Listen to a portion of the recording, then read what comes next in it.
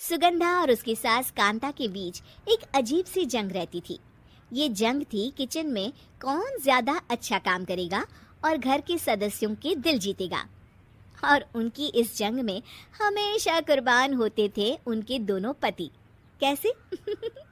आइए देखते हैं इस किचन पॉलिटिक्स की कहानी में। एक दिन किचन में, माँ जी, आज मैं बना रही हूँ मेथी की सब्जी। इस खाने से घर वालों के पेट की सारी समस्या खत्म हो जाएगी। और मैं बना रही हूँ तड़के वाली छाछ, जिसे पीते ही गैस की समस्या कभी नहीं होगी। दोनों अपने अपने खाने को लेकर टेबल पर पहुंच जाती हैं। तभी सुगंधा के ससुर उसकी बनाई सब्जी की तारीफ कर देते हैं। अरे वाह, मेथी की सब्जी भी बनी है, बड़ी ही स्वादिष्ट है। वाह बहू वाह।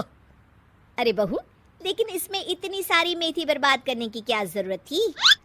देखिए माँ जी, ये तो वो मेथी है जो आप रात में भिगोकर सुबह उसका पानी पीती हैं, और जो मेथी फेंक देती हैं उसी से मैंने ये सब्जी बनाई है।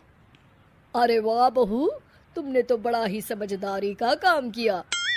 बस अब क्या था, कांता जी का तो मानो ये सुनकर खून ही सूख गया। वो फैसला कर लेती है कि किसी भी तरह वो अपने खाने की तारीफ लेकर ही रहेगी और सुगंधा को किचन में उसकी कमियां गिनाएगी। कांता फ्रिज खोलकर देख रही होती है और फिर सुगंधा से कहती है, अरे बहू, ये क्या, पूरा फ्रिज गंदा पड़ा है। तभी वहाँ सुगंधा का पति आ जाता है। वो सुगंधा को डांट कर कहता है, सुगंधा, तुम्हें कितनी बार कह रखा है कि वायरस फैल रहा है, साफ सफाई का पूरा ख्याल रखना है, लेकिन तुम किचन में इतनी गंदगी रखोगी तो कैसे चलेगा। सुगंधा सास की तरफ देखती है जहाँ वो मुस्कुरा रही होती है। सुगंधा समझ जाती है कि सास ने उससे बदला लेने के लिए ये सब किया है। दोनों रात के खाने की तैयारी में लग जाती हैं। दोनों ना एक दूसरे की तरफ देखती हैं और ना ही एक दूसरे से बातें करती हैं। रात को खाने की टेबल पर एक एक कर दोनों कई तरह के अलग अलग व्यंजन टेबल पर लगा देती हैं और अपने अपने पति के पास जाकर खड़ी हो जाती हैं। अरे खाइए जी खाइए, मैंने बड़ी मेहनत से बनाया है। प्लेट में वो खाना डालती हैं।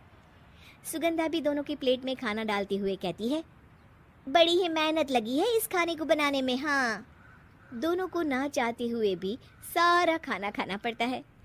कहीं दही तो कहीं मलाई तो कहीं मसाला। और इन सब के बाद दोनों बड़ी ही मुश्किल से अपने कमरे में सोने जाते हैं।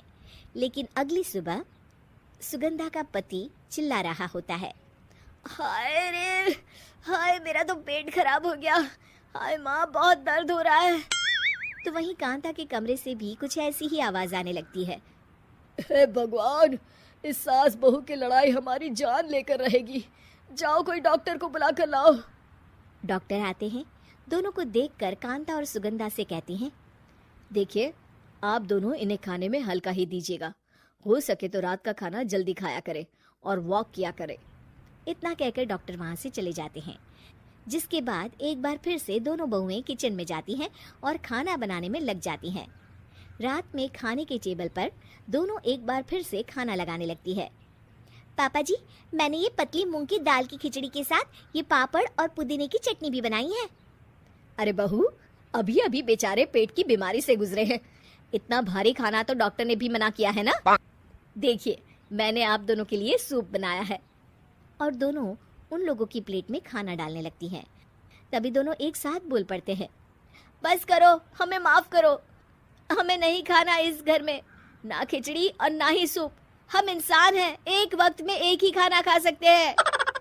बस करो, हमें माफ करो, हमें नहीं खाना इस घर में, ना खिचड़ी और ना ही सूप।